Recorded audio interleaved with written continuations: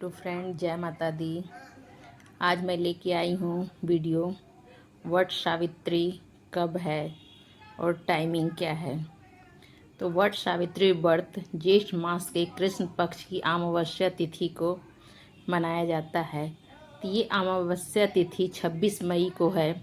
तो तिथि प्रारंभ होगा 26 मई रविवार दोपहर 12:11 से।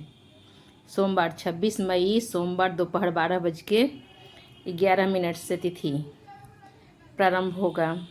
तो हम लोग 26 तारीख को वट सावित्री का व्रत रख सकते हैं।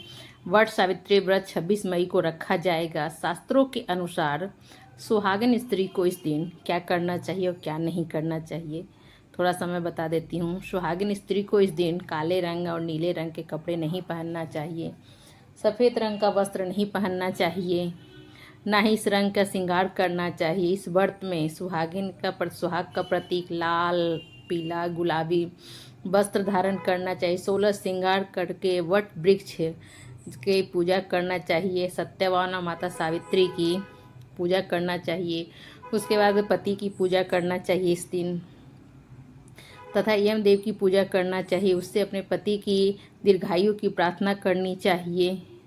इसलिए यह व्रत बहुत ही श्रेष्ठ है। जेठ अमावस्या के दिन छोटा सा कथा भी आप लोग को मैं सुनाती हूँ वट सावित्री का।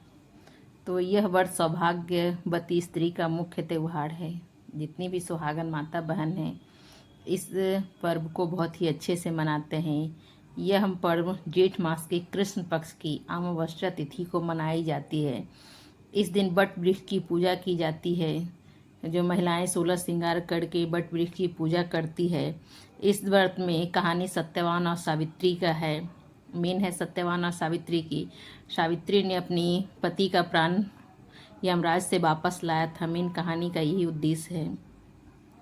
कहा जाता है कि देवी सावित्री को अपने पति सत्यवान का प्राण इसी वृक्ष के नीचे वापस मिली थी, वट के वृक्ष के पास। इस दिन से सत्यवान पुनः जीवित हुए थे। अमावस्या की तिथि थी उस दिन जो प्राण वापस लाई थी यमराज से सावित्री। उसी दिन जेठ अमावस्या तिथि थी।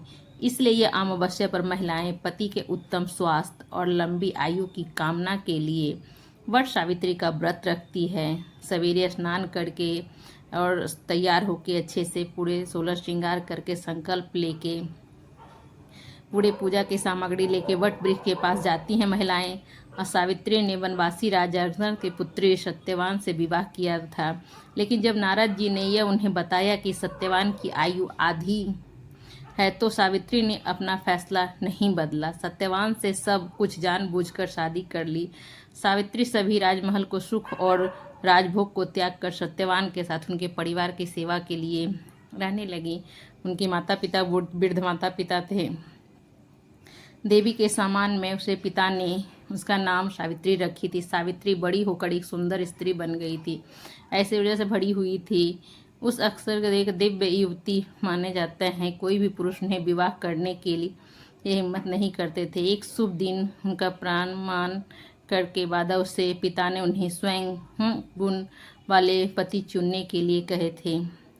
सावित्री के पिता ने कि अपने हिसाब से अपना पति आपको चुनना है।